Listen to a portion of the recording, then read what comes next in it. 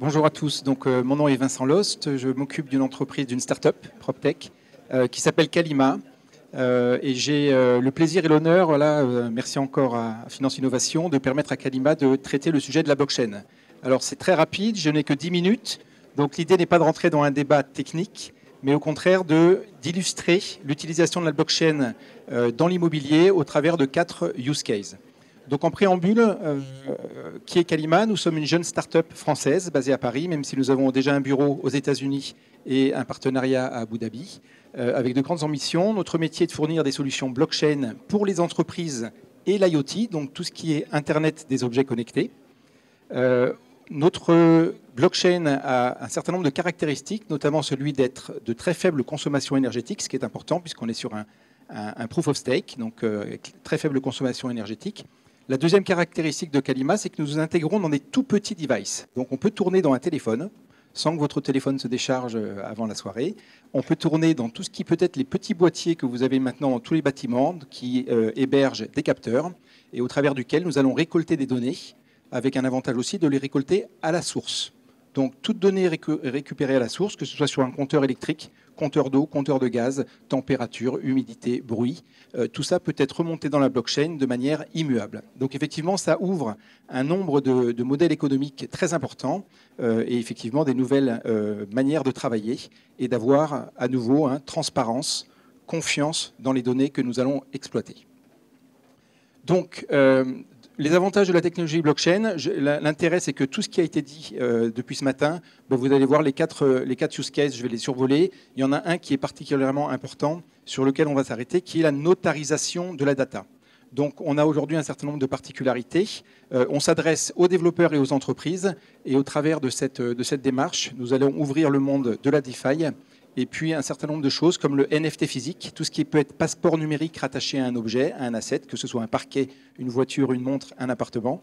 Et bien sûr, la notarisation, notre capacité à récolter des données et de les mettre dans la blockchain de manière certifiée, qu'elles soient auditables par un tiers, et notamment tout ce qui concerne aujourd'hui la trace carbone des bâtiments, la comptabilité carbone des bâtiments, et effectivement le fer de lance de Kalima.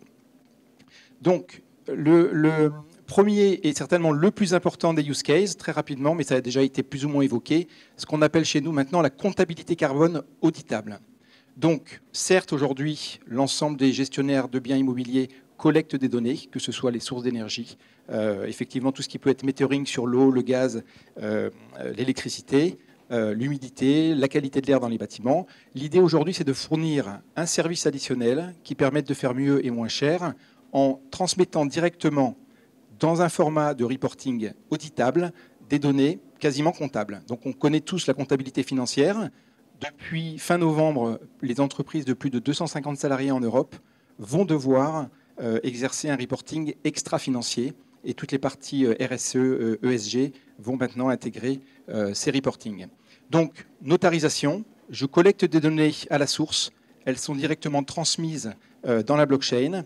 On valide également tout ce qui s'appelle la complétude de la donnée, puisque effectivement vous avez plusieurs sources, plusieurs origines de données qui peuvent constituer ce reporting carbone comptable. Ensuite, le partage de données en confiance, on l'a évoqué assez souvent.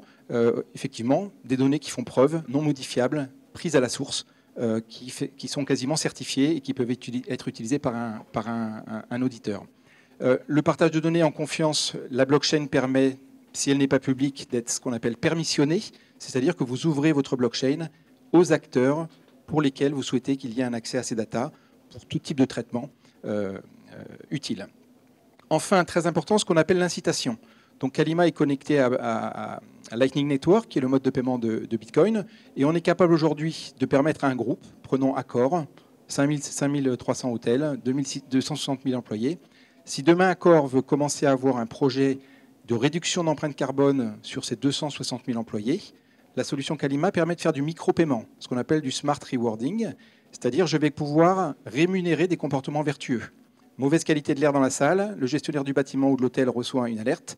Si dans les 10 minutes, la qualité de l'air est redevenue normale, conformément aux informations qui sont dans le contrat intelligent, le wallet du gestionnaire de bâtiment reçoit des tokens, des bitcoins. D'accord ? Donc ça, c'est un choix d'entreprise d'allouer un budget pour rémunérer des comportements vertueux dans l'intérêt général. Et ça, c'est quelque chose aujourd'hui qui prend énormément d'intérêt dans beaucoup de grands groupes, notamment. Donc, bien sûr, les avantages donnés à la source, le système d'incitation. Le deuxième use case, très important, beaucoup d'activités aujourd'hui avec des grands groupes comme Suez, comme SPI, sur des sujets de recyclage des matériaux et des déchets de construction. Donc, vous savez aujourd'hui qu'avec la loi AGEC, là, on a un devoir de traçabilité. Tous les déchets des constructions des bâtiments doivent être soit effectivement recyclés, soit détruits, mais en tout cas tracés, soit recyclés, réutilisés. Donc on est vraiment aujourd'hui dans cette économie circulaire et il y a beaucoup d'applications aujourd'hui grâce à la blockchain qui permettent justement de notariser le cycle de vie de l'ensemble des matériaux. Donc aujourd'hui on réaménage un appartement haussmannien, le parquet, il n'est pas à la poubelle, on va également le tracer, on va l'identifier, il va avoir ce qu'on appelle un passeport numérique, un NFT physique, ce qu'on appelle un NFT, c'est-à-dire un objet, un asset, auquel on associe aujourd'hui un passeport numérique. C'est valable pour votre montre, pour votre appartement, pour votre voiture, ce qui permet effectivement, lorsque vous devenez propriétaire et que vous recevez ce bien, déjà ça correspond à peu près à un titre de propriété, en tout cas ça va le devenir de plus en plus, et deuxièmement, vous avez la vie et l'évolution de l'objet durant toute sa vie, d'où il vient, à qui il a appartenu, combien il a coûté, etc. etc. Donc la solution verte, données prises à la source, et puis l'opportunité effectivement d'avoir ce qu'on appelle les NFT physiques. Le troisième use case, on vient de l'évoquer encore, sur la fluidité aujourd'hui de la vente dans l'immobilier, tout ce qu'on appelle la tokenisation, ce qui permet effectivement, alors je ne vais pas reprendre tous les cas qui ont été très bien expliqués cet après-midi et ce matin, sur la possibilité d'investir aujourd'hui dans de l'immobilier au travers de ce qu'on appelle des tokens, qui représentent une quote-part, ou en tout cas un petit morceau d'un asset immobilier en l'occurrence. Et effectivement, ça permet d'intégrer de nouveaux modèles économiques et de fluidifier l'ensemble en tout cas de nouveaux modèles économiques de vente et de distribution de produits immobiliers.